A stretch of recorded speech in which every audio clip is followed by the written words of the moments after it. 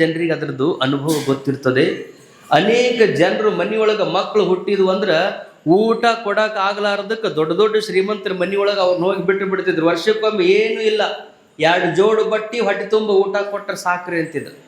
ರೊಕ್ಕ ಬೇಡ, ರೂಪಾಯಿ ಬೇಡ. ಅಂಥ ಬಡತನದ ಕಾಲ. ಚೆನ್ನಮ್ಮ ಗರ್ಭಿಣಿಯಾಗಿರುವಂಥ ಹೆಣ್ಮಗಳು ಸೇವಾ ಮಾಡಬೇಕು ಅಂತ ಹುಬ್ಬಳ್ಳಿ ಮಠಕ್ಕೆ ಬಂದಾಳ. ಆ ಮಠದಲ್ಲಿ ಹಸನ ಮಾಡ್ಕೋತ ಲಕ್ಷ್ಯ ಎಲ್ಲಿ ಹೋತು ಅಂದ್ರೆ ಗಂಡನ ಕಡೆಗೆ ಹೋತು. ನಾನು ಏನು ಇಲ್ಲಿ ಸೇವಾ ಮಾಡ್ಕೊತ ಕೂತೀನಿ, ದುಡಿದು ಮನೆಗೆ ಬರ್ತದ, ರಾತ್ರಿ ಮನ್ಯಾಗಾರ ಮಾಡಾಕ ಏನೇನು ಇಲ್ಲ. ಮುಂಜಾನಿಂದ ಸಂಜಿತನ ಸೇವಾ ಮಾಡೀನಿ. ಅಪ್ಪನ ಮಠದಾಗಿಂದ 1-2 ಬಗಸಿ ಗೋಧಿ ಹೋದ್ರೆ ಏನು ತಪ್ಪಾಕೈತಿ? 1-2 ಬಗಸಿ ಗೋಧಿ ತಗೊಂಡು ಉಡಿ ಒಳಗೆ ಕಟ್ಕೊಂಡು ರಾತ್ರಿ ಗಂಡಗ 1-2 ಚಪಾತಿ ಮಾಡಿಕೊಟ್ರ ಆಯ್ತು ಅಂತ ಗಂಡನ ನೆನಪು ಮಾಡಿಕೊಂಡು ಉಡಿ ಒಳಗ 1-2 ಬಗಸಿ ಗೋಧಿ ಕಟ್ಕೊಂತಾಳ. ಹೊಟ್ಟಿಲಿದ್ದ ಹೆಣ್ಮಗಳು ಅದರ ಮ್ಯಾಲನೆ ಗೋಧಿ ಕಟ್ಕೊಂಡಿದ್ದು ಯಾರಿಗೂ ಗೊತ್ತಾಗುವುದಿಲ್ಲ ಅಂತ ಆಕಿ ಭಾವ. ಆ ಗೋಧಿ ಕಟ್ಕೊಳ್ಳೋದನ್ನ ಆ ಮಠದ ವ್ಯವಸ್ಥಾಪಕ ನೋಡಿದ, ಮ್ಯಾನೇಜರ್ ನೋಡಿ ಅಲ್ಲೇ ಹೇಳಿಬಿಟ್ರೆ ಮುಗಿದೋಗಿತ್ತು. ಆದ್ರೆ ಅವ ಸುಮ್ಮನೆ ಇದ್ದ. ಎಲ್ಲ ಸೇವಾ ಮುಗಿದ ತಕ್ಷಣ ಸಿದ್ಧಾರೂಢ ಅಜ್ಜವ್ರು ಕೈಲಾಸ ಮಂಟಪದಲ್ಲಿ ಕೂತಿರ್ತಿದ್ರು. ಸೇವಾ ಮಾಡಿದಂಥವ್ರೆಲ್ಲರೂ ನಮಸ್ಕಾರ ಮಾಡಿ ಮನೆಗೆ ಹೋಗ್ಬೇಕಂತ ಒಂದು ಪದ್ಧತಿ. ಅಪ್ಪವರು ಮಂಟಪದಾಗ ಕೂತಿದ್ರು. ಎಲ್ಲ ಹೆಣ್ಮಕ್ಳು ಸಾಲು ಹಿಡ್ದಿಂಗೆ ನಮಸ್ಕಾರ ಮಾಡಿ ತಮ್ಮ ಮನೆಗೆ ಹೋಗುವಂಥ ಪ್ರಸಂಗದೊಳಗೆ ಅವ ಅಲ್ಲಿ ಮಗ್ಗಲ್ ಬಂದು ನಿಂತ್ಕೊಂಡು ಆಕಿ ನಮಸ್ಕಾರ ಮಾಡಕ್ಕೆ ಬಂದಾಗ ಮಂದ್ಯಾಗನ ಹೇಳಬೇಕು ಏನಂತ, ಕಳತನ ಮಾಡಿ ಗೋಧಿ ಕಟ್ಕೊಂಡು ಹೊಂಟಾಳ ಅಂತ ಹೇಳಬೇಕು. ಹೇಳಿ ನಾ ಚಲೋ ವ್ಯವಸ್ಥೆ ಮಾಡ್ತೀನಿ ಅಂತ ಅಜ್ಜರ ಕಡೆಯಿಂದ ಹೌದು ಅನಿಸ್ಕೋಬೇಕು. ಮಂದ್ಯಾಗ ಆಕಿಗೆ ಇನ್ನೊಮ್ಮೆ ಹಿಂಗೆ ಹೇಳಿಬಿಟ್ರೆ ಯಾರು ಏನು ಒಯ್ದಿರಬಾರ್ದು ಅಂತ ಅವ ವಿಚಾರ ಮಾಡ್ಕೊಂಡು ಅಲ್ಲಿ ನಿಂತಾಗ ಎಂಥ ಕರುಣಾ ಹೃದಯ ಅಪ್ಪ ಅವ್ರದ್ದು ಅಂದರೆ, ಆ ಹೆಣ್ಮಗಳು ಬಂದು ಚೆನ್ನಮ್ಮ ಹಿಂಗೆ ನಮಸ್ಕಾರ ಮಾಡೋದ್ರೊಳಗನ ಮಗ್ಲಿದ್ದ ವ್ಯವಸ್ಥಾಪಕರಿಗೆ ಹೇಳ್ತಾರೆ, ನೋಡಪ್ಪ ತುಂಬ ಗರ್ಭಿಣಿ ಹೆಣ್ಮಗಳದಾಳ, ಆಕಿಗೆ ಗೋಧಿ ಕಟ್ಟಿ ನೀ ಉಡಿ ಒಳಗ ನೀನು ಕೊಬ್ಬರಿ ಬೆಲ್ಲ ಕೊಟ್ಟು ಆಕೆ ಮನಿತನ ಹೋಗಿ ಬಿಟ್ಟು ಬಾರಪ್ಪ ಅಂತೇಳಿ ಸಿದ್ಧಾರೂಢಪ್ಪವರು ಆ ಹೆಣ್ಮಗಳಿಗೆ ಹೇಳ್ತಾರಂದ್ರೆ ಎಂಥ ಕರುಣಾ ಇರ್ತದೆ ಗುರುನಾಥನಲ್ಲಿ.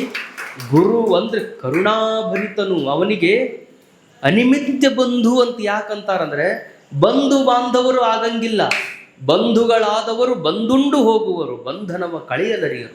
ಗುರುವಿಗಿಂ ಬಂಧುಗಳುಂಟೆ. ರೊಕ್ಕಿದ್ರಂದ್ರೆ ನೀವು ಬ್ಯಾಡ್ ಅಂದ್ರು ಅವ್ರು ನಮ್ಮ ಸಂಬಂಧಿಕರ್ರಿ, ನಮ್ಗೆ ಅಷ್ಟು ದೂರದಿಂದ ಹತ್ಬೇಕ್ರಿ, ಇಷ್ಟು ದೂರದಿಂದ ಹತ್ಬೇಕ್ರಿ, ಸಂಬಂಧ ಇಲ್ಲ ಅಂದ್ರೂ ರೊಕ್ಕಿತ್ತು ನಿನ್ನ ಕಡೆಗೆ ಅಂದ್ರೆ ಎಲ್ಲೆಲ್ಲಿದರ ಸಂಬಂಧ ಬಂದು ಕೂಡಿಸ್ಕೊಂತಾರ. ರೊಕ್ಕಿಲ್ಲ ಅಂದ್ರೆ ಸಂಬಂಧಿಕರು ಸಹಿತ ಅವರಿಗೆ ನಮಗೆ ಸಂಬಂಧನೇ ಇಲ್ರಿ ಅಂತ ದೂರ ಆಗ್ತಾರೆ. ಆದ್ರೆ ರೊಕ್ಕದ ಮುಖವನ್ನು ನೋಡ್ದನೆ ಭಕ್ತನ ಮುಖವನ್ನು ನೋಡಿ ಅವರನ್ನು ಉದ್ಧರಿಸುವಂಥ ನಿಜವಾದ ಬಂಧು ಯಾರು ಅಂದ್ರೆ ಆತ ಸದ್ಗುರುನಾಥ ಅನ್ನೋದನ್ನ ನಾವು ನೆನ್ಪಿಟ್ಟುಕೋಬೇಕಂಥ ಗುರು. ಆತನ ಲಕ್ಷಣವೇ ಬಹಳ ವಿಶೇಷತರವಾಗಿರುವಂಥದ್ದು ಕರುಣ. ಎರಡನೇದು ಸತ್ಕಲಾ.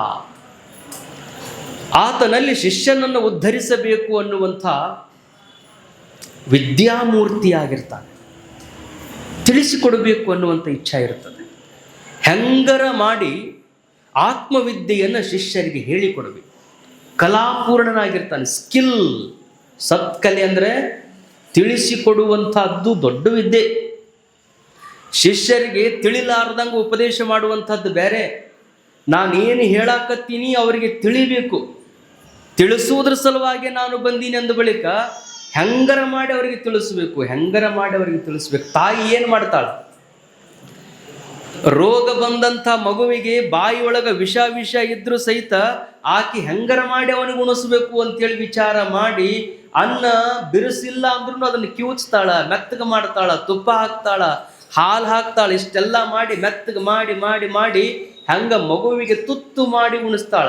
ಯಾಕೆ ಉಣಿಸ್ತಾಳಂದ್ರೆ ಹಿಂಗೆ ಮೆತ್ತಗೆ ಮಾಡಿದ್ರ ನನ್ನ ಮಗ ಉಂತೈತಿ ಏನು ಅನ್ನುವಂಥ ಒಳಗ ಒಂದು ಭಾವ ಐತಲ್ಲ.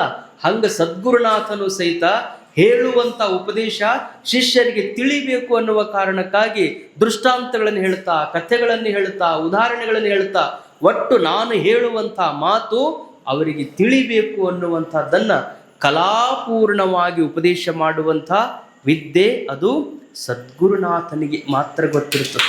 ಆ ಕಾರಣಕ್ಕಾಗಿ ಗುರು ಕಲಾ ಅನ್ನೋದು ದೊಡ್ಡದು. ಈಗ ನದಿಯೊಳಗ ಇಬ್ಬರು ಮುಳುಗುತ್ತಾರ. ಯಾರ್ಯಾರು ಮುಳುಗುತ್ತಾರಂದ್ರೆ ನದಿಯೊಳಗೆ ಇಬ್ಬರು ಇಳಿತಾರ. ಒಬ್ರು ಈಸು ಬರೋರು, ಒಬ್ರು ಈಸು ಬರ್ಲಾರ್ದವ್ರು. ಈಸು ಬರ್ಲಾರ್ದವರು ಮತ್ತು ಈಸು ಬರೋರು ಮಾಡೋ ಕೆಲಸ ಒಂದೇ. ಯಾವ ಕೆಲಸ ಅಂದ್ರೆ ನೀರೊಳಗೆ ಇಳಿದ ತಕ್ಷಣ ಈಸು ಬರಂಗಿಲ್ಲ ಅಂದ್ರೂ ಅವರು ಕೈಕಾಲು ಬಡಿತಾರ, ಈಸು ಬರೋರು ಅವರು ಕೈಕಾಲು ಬಡಿತಾರ. ಆದ್ರೆ ಆಶ್ಚರ್ಯ ಏನು ಅಂದ್ರೆ ಇಬ್ರು ನೀರಾಗ ಇಳಿದಾರ, ಇಬ್ರು ಕೈಕಾಲ ಬಡಿತಾರ. ಈಸು ಬರೋರು ತೇಲ್ತಾರ, ಈಸು ಬರ್ಲಾರ್ದವರು ಮುಳುಗ್ತಾರ. ಇಬ್ರು ಮಾಡಿದ ಕೆಲಸ ಏನು?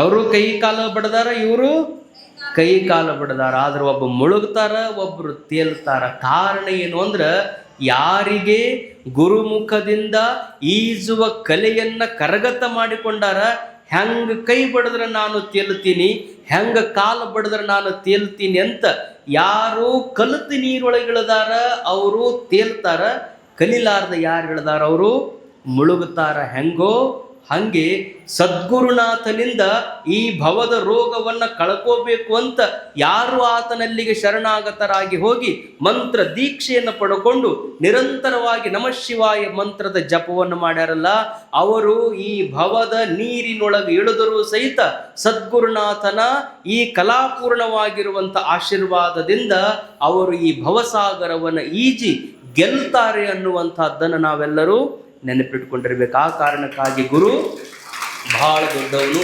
ಅಂಥ ಗುರುಗಳು ಲೋಕ ಸಂಚಾರಿಗಳಾಗಿ ಇದ್ದು ಯಾವಾಗಲೂ ಗುರುಗಳು ಆಶೀರ್ವಾದವನ್ನು ಮಾಡ್ತಿರ್ತಾರೆ. ನಮ್ಮ ಗರಗದ ಅಜ್ಜವ್ರ ಹತ್ರ ಒಬ್ಬರು ದಂಪತಿಗಳು ಬಂದು ಬೇಡಿದರು. ಏನು? ಅಜ್ಜ, ನಮಗೆ ಮಕ್ಕಳು ಬೇಕು. ಗರಗದ ಅಜ್ಜವರು ಅವ್ರಿಗೆ ಕಣ್ಣು ಕಾಣಿಸ್ತಿದ್ದಿಲ್ಲ. ಅವ್ರು ಬೆಳಿಗ್ಗೆದ್ದು ಸೂರ್ಯನನ್ನು ನೋಡಾಕತ್ರು ಅಂದ್ರೆ ಸಂಜೆವರೆಗೂ ಸೂರ್ಯನನ್ನು ನೋಡ್ತಿದ್ರು.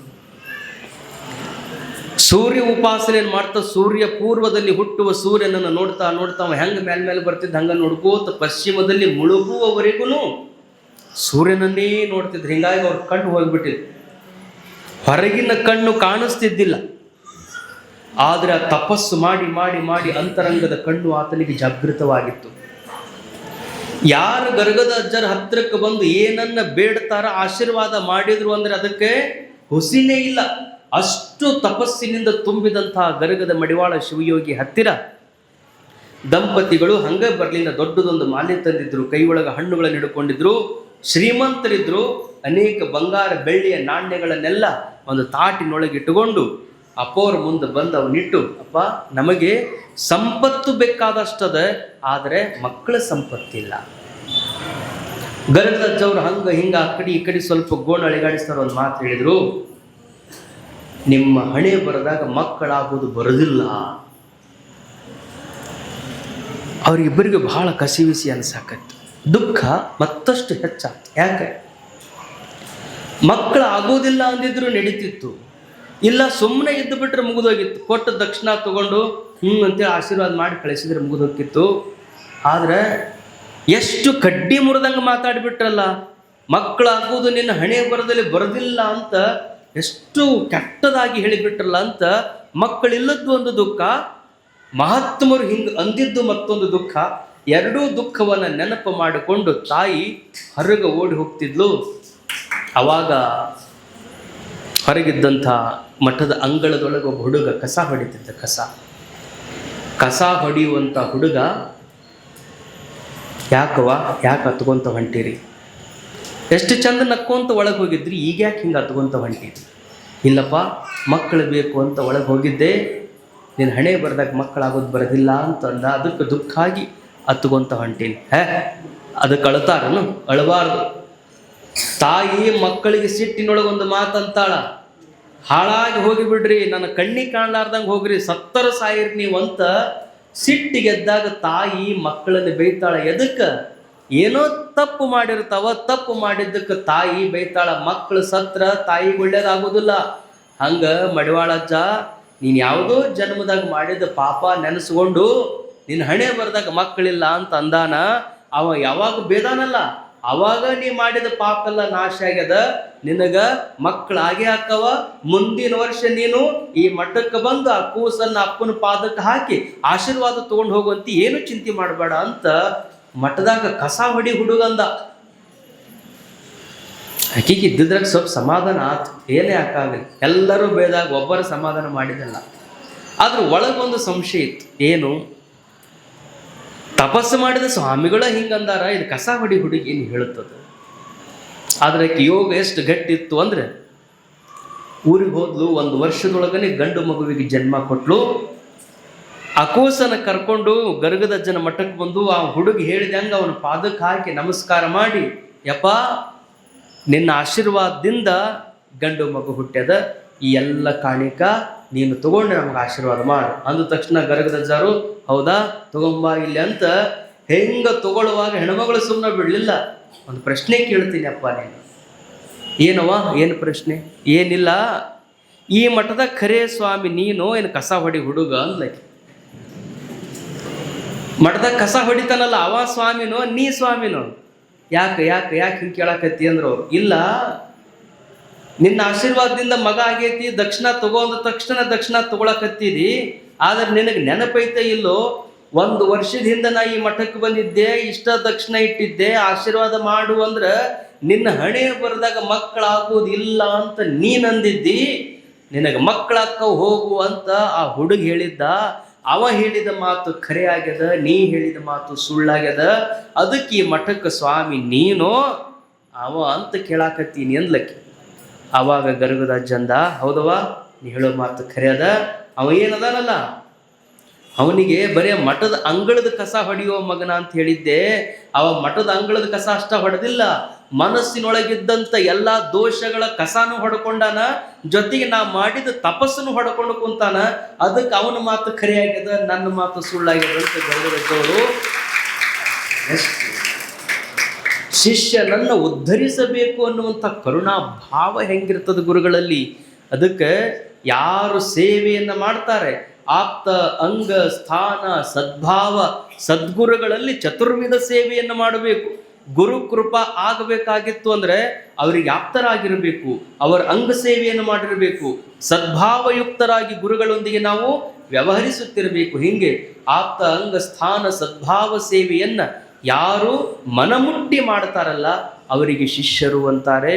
ಅಂಥ ಸದ್ಗುರುನಾಥ ಎಲ್ಲಿ ಇರ್ತಾನ, ಈ ಎಲ್ಲ ಲಕ್ಷಣಗಳು ಯಾವ ಗುರುಗಳಲ್ಲಿ ಇರ್ತಾವ, ಅವರೆಂದೂ ಯಾರನ್ನು ಬೇಡುವಂಥ ಪ್ರಶ್ನೆ ಬರೋದೇ ಇಲ್ಲ.